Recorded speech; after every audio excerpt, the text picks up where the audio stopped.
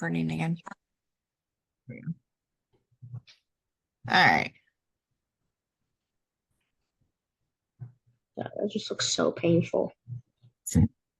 All of them do. Yeah. Is it showing you my screen? Yeah, I see your screen. Okay. That's so cool. I'm such a nerd.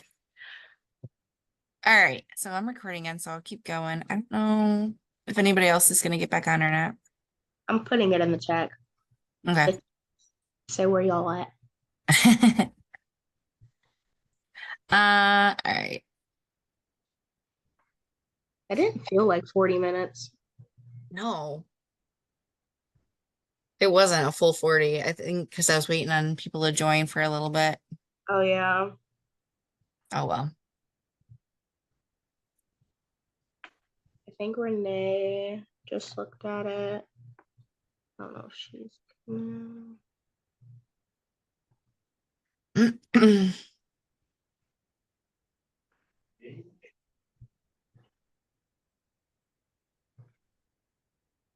you remember? Did I hit it? I did. Okay.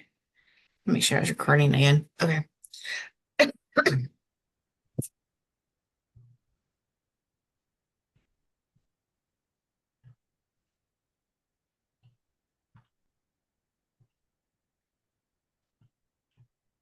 All right, I'll keep going then. Oh, yeah. I'll send it out. All right. So the different IV complications. So infection is when microorganisms invade the IV. The symptoms is pain, warmth, edema, different things.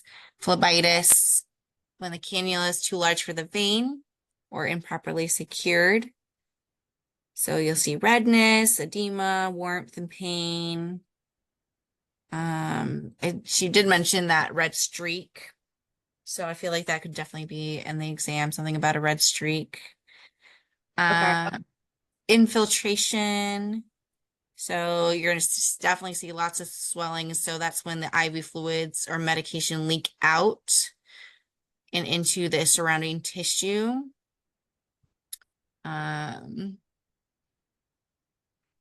The extravasation is the type of infiltration when you have what it's called the vesicant agent.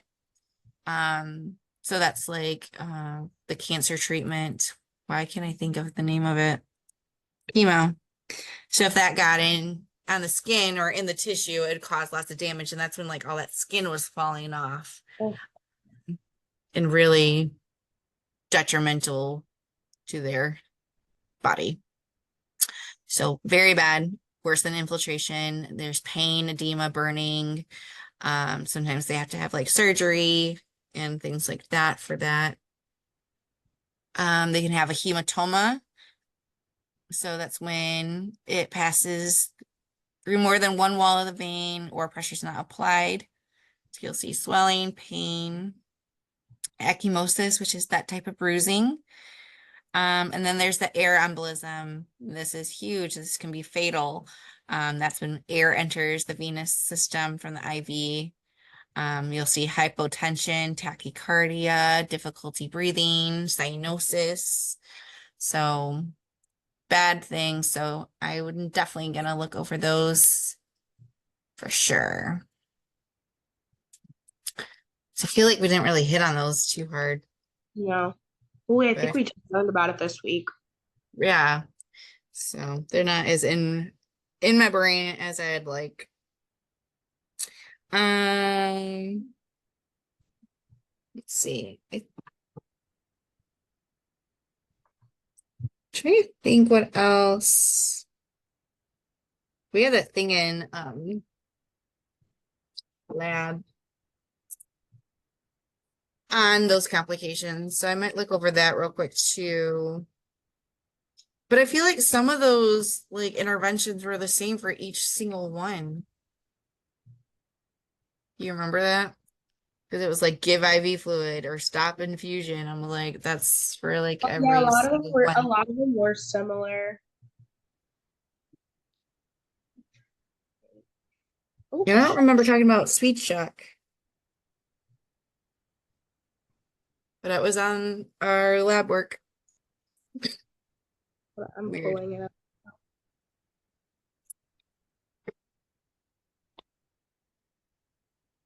Stupid Is printer. it speed shock? Yeah. Do you remember Oh, talking about that? yeah, she brought it up in lecture, but like I don't think we went too far into it because she even said she was like, I don't even know what this is. Just Okay. just read from the slide and like just breezed past it. I think mainly the thing that we need to know is you could stop the infusion immediately and call a rapid response team. Yeah.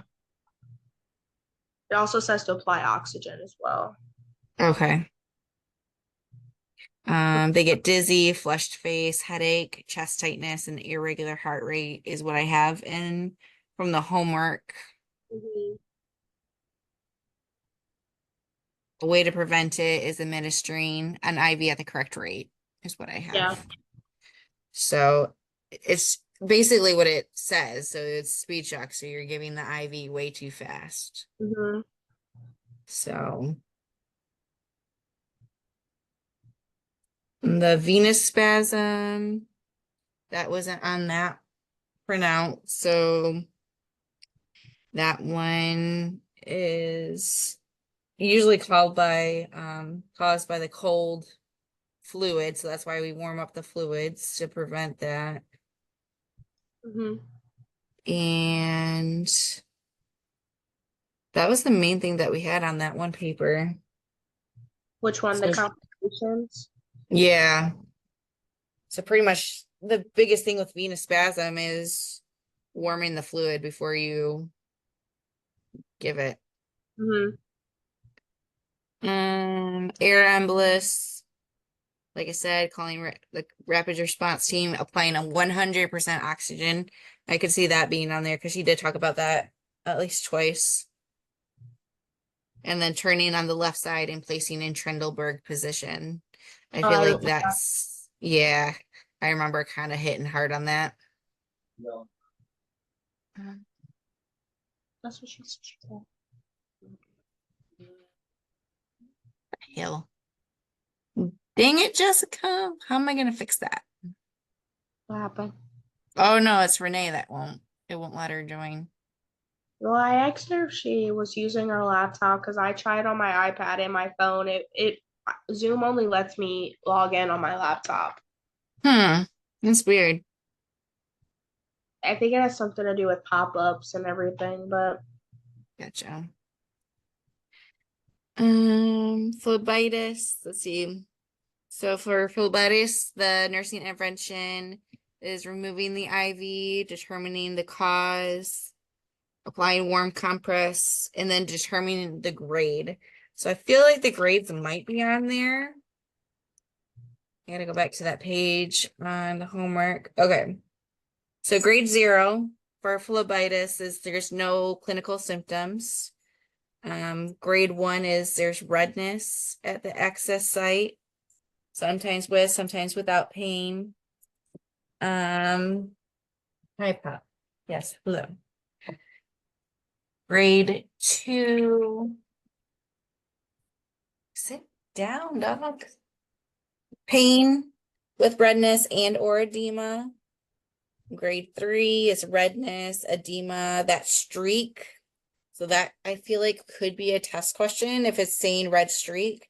It's the yeah, grade 3. Formation, um, palpable. Grade 4 is all of those things.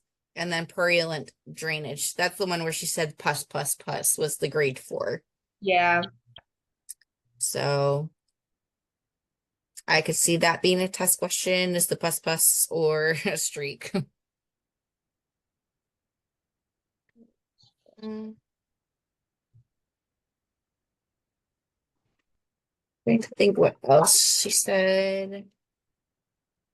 I feel like I had almost everything she had talked about. Yeah, you went over like pretty much everything. So I guess what I might do is just more look at those IV complications since those aren't as fresh. Um, There might be a question about the difference between phlebitis and thrombophlebitis. Phlebitis is just inflammation of the vein that can lead to a blood clot. And then thrombophlebitis is when a blood clot forms in the vein and causes inflammation. There's a little bit of a difference in that. Mm. Looking through our workbook, there's probably definitely going to be math. Already prepared for it.